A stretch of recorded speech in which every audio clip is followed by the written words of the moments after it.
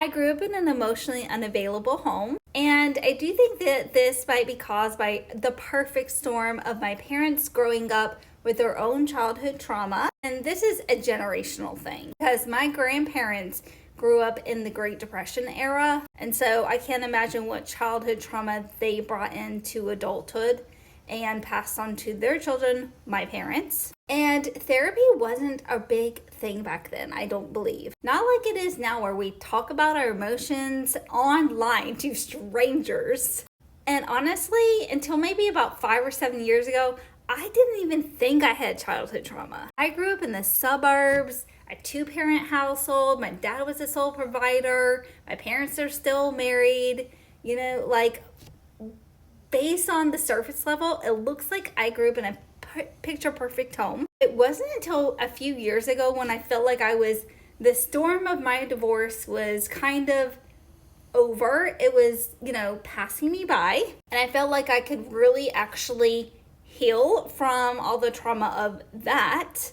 And it wasn't until then that's when I started to realize, wait, I have childhood trauma. And I am actively always trying to do better by this, recognize and kind of call myself out. Also, having children is good for that because they will always call me out. But I'm going to give you guys a list of things I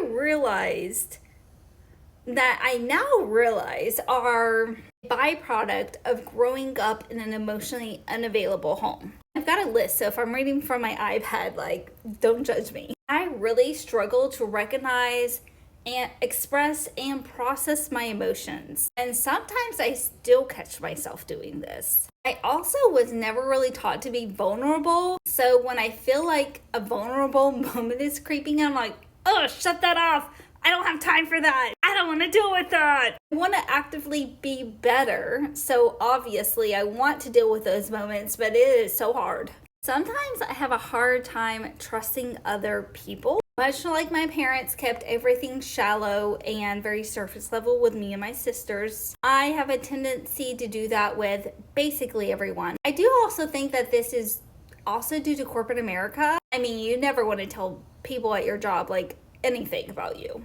So I've kind of trained myself to be elusive and not really let people in. One of the biggest things about growing up in a home like this is I had very low self-esteem and feelings of unworthiness. And I do think that this is what led me to marry the man that I married. I think we're gonna have to do a part 2.